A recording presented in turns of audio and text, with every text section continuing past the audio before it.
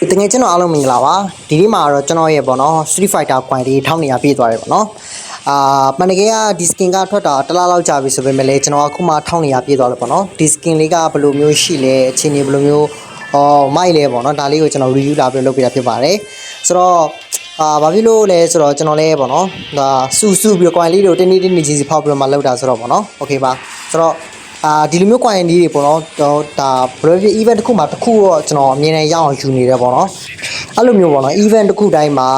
ဒီ skin ပေါ့နော် private event skin တစ်ခုရအောင်ဘယ်လိုမျိုးလုပ်ရတာလဲနီးနီးသိချင်တယ်ဆိုရင်လည်းပဲကိုမမရေးပေးကြလို့ရပါတယ်နော်လောလောဆယ်တော့ဒီ new Paquito skin ကျွန်တော်အကြိုက်ဆုံး skin လေးကဘယ်လိုရှိလဲဆိုတာကိုတော့ဗီဒီယိုကိုပြီးဆုံးလေးကြည့်ပြပါ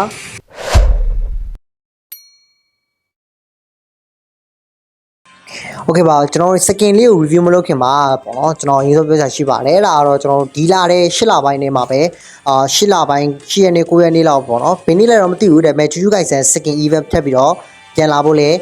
ရှိပါတယ်ဆိုတော့အဲ့ဒီ skin နေနဲ့မှာပေါ့နော်ကျွန်တော်တော့ဒီ skin တကောင်ထပ်ပြီးတော့ရအောင်ယူဖို့တော့ကျွန်တော်စဉ်းစားထားတယ်ပေါ့နော်ဆိုတော့အဲ့ဒီမှာကျွန်တော်ကြိုက်တဲ့ skin ကတော့ဒါ Gojo Satoru ဖြစ်ပါတယ်ပေါ့နော်ဆိုပေမဲ့ Gojo Satoru ကချာမိတ်ဖြစ်နေတဲ့အခါကျတော့အဲ့ဒီ Gojo Satoru ယူဖို့ကလည်းနည်းနည်းစဉ်းစားနေတယ်ပေါ့နော်ဒါပေမဲ့အဲ့ဒီမှာ Julian skin လည်းပါနေတယ်ဆိုတော့ပေါ့နော်ကျွန်တော် Julian ယူမလား Satoru ယူမလားတော့ကျွန်တော်မသိသေးဘူးပေါ့နော်ဒါပေမဲ့လွယ်ပြအဲ့ဒါကိုတော့ရအောင်ယူပါမယ်ဆိုတော့ဗောနော်ကျွန်တော်လည်းအမြင်နဲ့အခုလိုမျိုးဗောနော်ဗီဒီယိုတွေကိုအမြင်နဲ့တက်ပြီးတော့တင်ပေးမှာဆိုတော့ကျွန်တော်ရဲ့ channel လေးကို like လေးတွေ subscribe လေးတွေမလုပ်ရသေးဘူးဆိုရင်လည်းလုပ်ပေါ်သွားဖို့အတွက်ပြောချင်ပါတယ်နော် okay ဒါဆိုရင်အချိန်မီဆိုတော့ဘယ်နဲ့တက်ပြီးတော့စလိုက်ကြမှာနော်အဓိကကျွန်တော်ဒီ Street Fighter တွေထဲမှာဗောနော်အစကတော့ချောင်း skin ကိုယူမလို့ပဲလောက်ထားတာဒါပေမဲ့ချောင်း skin ကြီးက scale 1ရပါတော့ကျွန်တော်ကြည့်ရင်းနဲ့တလွေးဖြစ်နေတာတွေကျွန်တော်ကြားနေရတယ်ဆိုတော့ Paquito ပဲကျွန်တော်ရွေးပြသွားတာဖြစ်ပါတယ်ဆိုတော့ Paquito skin ကြည့်တယ်မှာဆိုလဲ Paquito skin ကတော်တော်လေးကိုလှတယ်ပေါ့နော် scale 5တော်တော်လေးကိုလှတယ်ပေါ့နော်အဲ့ဒါကိုကျွန်တော်ဒါဆက်ပြီးတော့တွားကြည့်ကြမှာဒီ Paquito skin မှာကျွန်တော်ရဲ့အကြိုက်ဆုံးရဲ့ချက်ကိုပြောရဆိုရင် skill 2ပဲပေါ့နော်ပုံမှန်ဆိုရင် skill 2ကပေါ့နော်ခဏကိုကြီးနဲ့လုံးတာဆိုပေမဲ့အခုပေါ့နော်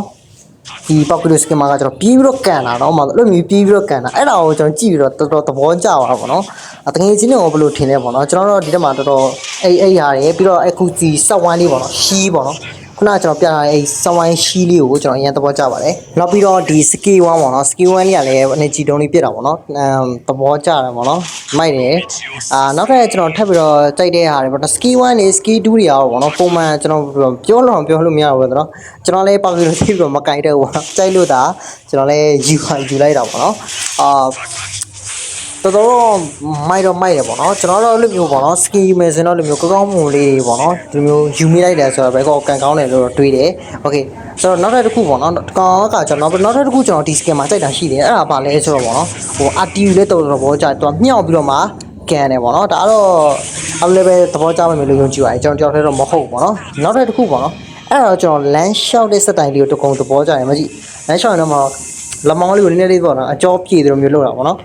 ရှယ်ပဲဆိုတော့တငယ်ချင်းတို့ရောဘယ်လိုထင်လဲပေါ့နော်ခု Paquito skin မှာပေးရတွေကိုကြိုက်တယ်ပေးအောင်မကြိုက်ဘူးလေ Street Fighter မှာရော base skin ကြီးလိုက်လဲဆိုတော့ကိုcomment လေးမှာရေးပေးကြလို့ရပါတယ်ဒါဆိုရင်တော့နောက်ထပ်ပေါ့နော် event တွေမှာ pass skin တွေထည့်ယူမလဲဆိုတဲ့ video တွေနဲ့တူတူဆက်ပြီးတော့မှတွေ့မယ်နော်ကျေးဇူးတင်ပါတယ် bye bye